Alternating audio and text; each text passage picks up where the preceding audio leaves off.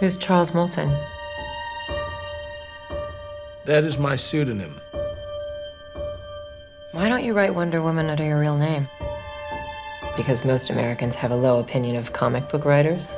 Well, timing is everything, and if ever there was the time for Professor Marston and the Wonder Women, it probably is now, because Wonder Woman, the movie that this is sort of an origin story for, was a smash hit this summer, and Wonder Woman is bigger than ever.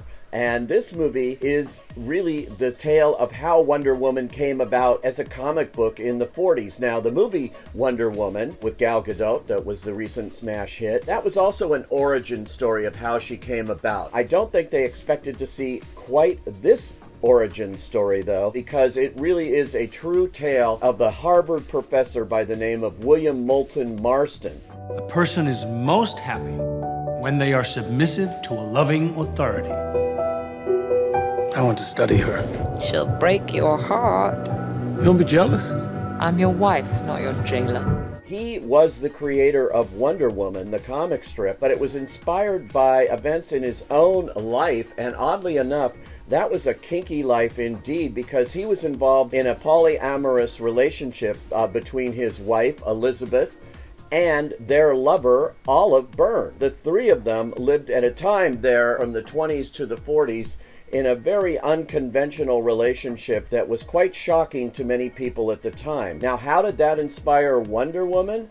Well, in their studies of human behavior, and he also invented the lie detector, by the way, he started to develop an idea about women being much stronger and better than men. And this was his theory that women were dominant, or should be dominant, over men. And this led to some very kinky sexual acts as well in their own personal lives. Bondage, ropes, whips, chains. It all started here, folks, at least with this trio. And then out of that came some of the things you'll recognize in Wonder Woman. And when the comic book first appeared, it was attacked by censors for its sexual kinkiness. And a lot of that was taken out of the comics at the time. But as you'll see in this film, it was all inspired here. Dr. Marston, every issue of Wonder Woman is filled with violence, torture, and sadomasochism. This abnormal behavior in your comic is reckless. Now, this movie stars Luke Evans, most recently in Beauty and the Beast. He plays Professor Marston. Rebecca Hall is terrific as his wife, Elizabeth, as is Bella Heathcote. She's wonderful as Olive, who's the 22-year-old student who comes to be an assistant for him, and their lives are changed forever. This is a relationship that goes on in its way for many decades, and it's extraordinary to watch it unfold here. Most of it, as presented in this film, which is written and directed by Angela Robinson, a woman, which as well as should be, is true. And pretty startling to think that in that time this all existed, and that this was the inspiration for what we now know as Wonder Woman. It really is a heartening movie.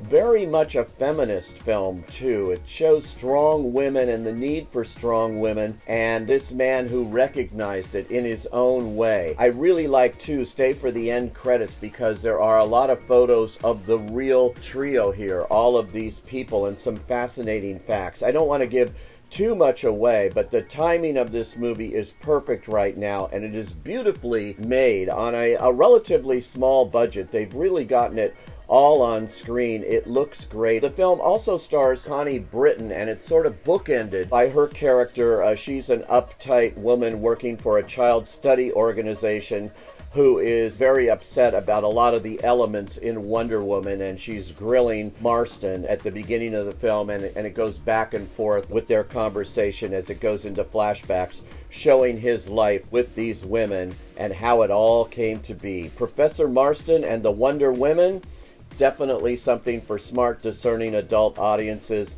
I say go.